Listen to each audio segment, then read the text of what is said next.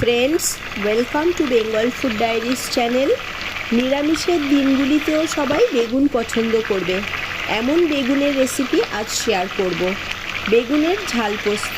Video শেষ পর্যন্ত দেখবেন, ভালো লাগলে একটা লাইক করবেন। চ্যানেলে নতুন বন্ধু হলে চ্যানেলটিকে সাবস্ক্রাইব করে আমাকে সাপোর্ট করবেন।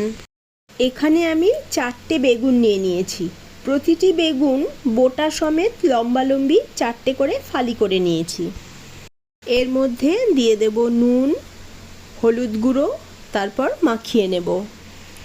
এখানে আছে 2 চামচ পোস্ত, সাথে কয়েকটা কাঁচা লঙ্কা শিলপাটায় বেটে নিয়েছি। 2 চামচ কালো সর্ষে নিয়ে সামান্য নুন দিয়ে এটাও শিলপাটায় বেটে নিয়েছি। এই রান্নাটা সর্ষের তেলে বেশি ভালো হয়। কড়াইয়ে সর্ষের তেল দিয়ে গরম হলে নুন হলুদ মাখানো বেগুন দিয়ে প্রায় 80% মতন কুক করে তারপর ভেজে তুলে নিতে হবে। সমস্ত বেগুন ভাজা হয়ে গেছে। এখন কড়াইয়ের তেলে দিয়ে দেব কালো জিরা, কয়েক সেকেন্ড পরে দেব টমেটো কুচি, সাথে নুন, একটু নাড়াচাড়া করে দিয়ে দেব ফ্যাটানো টক দই, তারপর রেড চিলি পাউডার, হলুদ গুঁড়ো, সাথে ওই যে পোস্ত কাঁচা লঙ্কা বেটে রেখেছিলাম সেটা দিয়ে দিলাম। এখন গ্যাসের ফ্লেম লোয়ে রেখে অনবরত নাড়াচাড়ার কাজটা করে কষিয়ে নিতে হবে।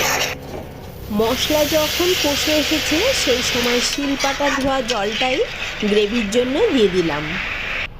গ্রেভি জাল হয়ে এসেছে সেই সময় ভেজে রাখা বেগুন দিয়ে, তারপর বেটে রাখা কালো সর্ষে দিয়ে বেগুনের বাকি 20% কুক করে নিতে হবে।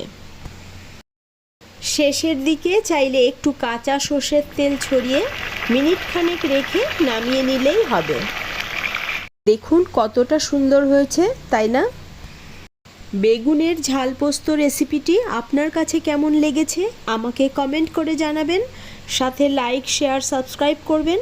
আবার দেখা হবে নেক্সট পর্বে। ভালো থাকবেন, সাথে থাকবেন।